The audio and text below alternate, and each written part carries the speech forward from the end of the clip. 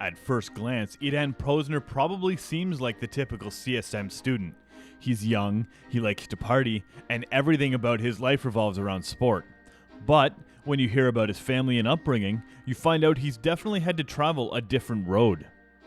My dad was actually born in Israel, so he's like fluent, reading, writing, everything, kind of like me.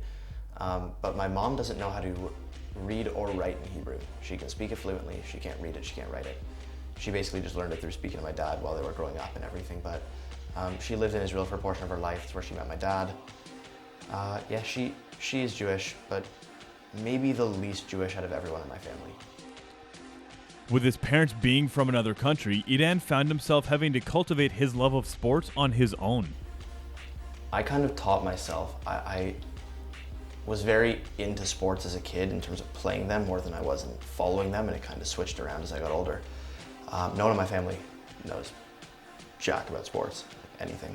So I basically taught it to myself, and I signed myself up for roller hockey leagues and baseball, softball leagues. I tried to play football for a year. Didn't work. Didn't quite work out.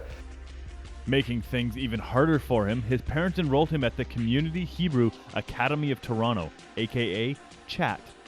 High school was probably one of the most defining times of my life, and at the same time, the worst.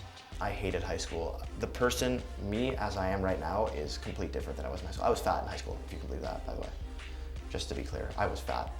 I hated it. It was half a day every single day. My days were 9 hours long, half a day every single day of Hebrew studies. So Bible studies, Jewish history, Hebrew, language studies, rabbinical law. It was brutal, and I had to take that for 4 years. After high school, Edan's parents expected him to just go to university and take something that he wasn't interested in. My dad and my grandmother on my dad's side have always wanted me to be either a doctor or a lawyer. And yes, it does abide by the typical Jewish stereotype. All Jews have to become doctors, lawyers, or accountants, or bankers. But I didn't want to do that because all my friends, their parents are pressuring them to become lawyers and become doctors, and they're forced into med school or forced into law school or business school. And they don't really want to do it, they're just doing it because their brother did it, or their sister did it, and their parents did it. So, after 2 years of just partying through school, Edan was referred to a book that absolutely changed his life.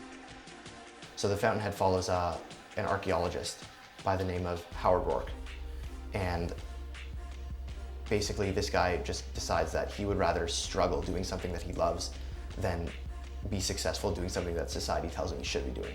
So he's an archaeologist, and he's creating all these designs for the firms that he's working for and who contract him to design buildings, and they all hate it because it doesn't fit with the time, and they all want things to be modernist according to the time.